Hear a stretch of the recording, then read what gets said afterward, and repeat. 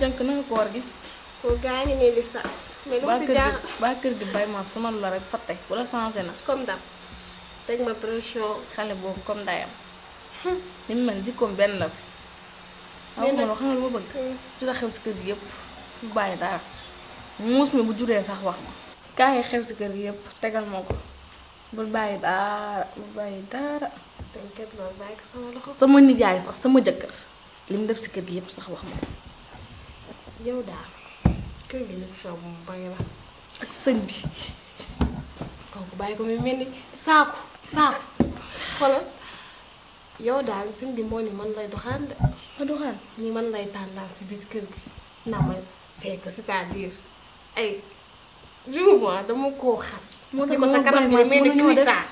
moo tax moom ak Baye Mass mënuñoo du ñu mën a def sëñ bi ndekete nit ku càgg ku xooñ la koo jàpp ko càgg jàppal sëñ bi. kon sama kër gi doon na toj de.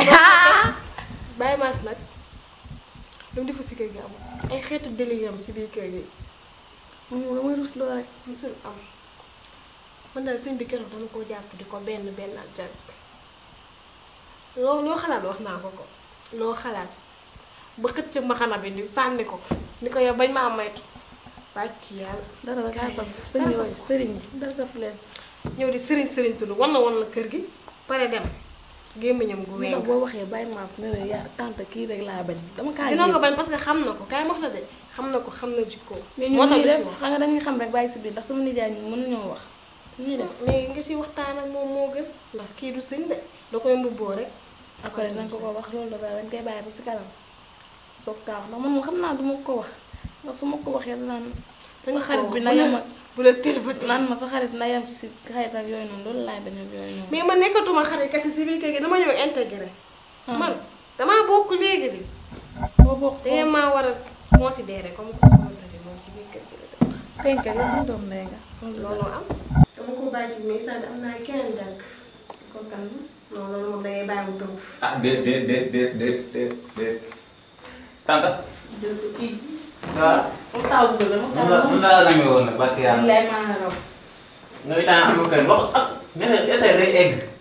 waxal. yow lay wax ni. foo nga yegg man place bi kon. ah keneen. waaw. waaw parce que lépp léegi. wax ko dafa wax ko loolu sa yoon si entre man ak kii la de. nit moom boo demee ba yéen expliqué ñu tel. day egg. yow lay wax nii. ah nu muy wax nii. ah xam nga. non non. xamoo la. ah wax leen ma sama kër gi laa leen wax. sa kër gi daa xew fu mën a fen mën a dund moo ko jàpp. sa bee di ron. kanamam gi mel ni seringue. yow dafa pa la. waaw wuyu ma. yow dugal merci beaucoup dem fa nekk.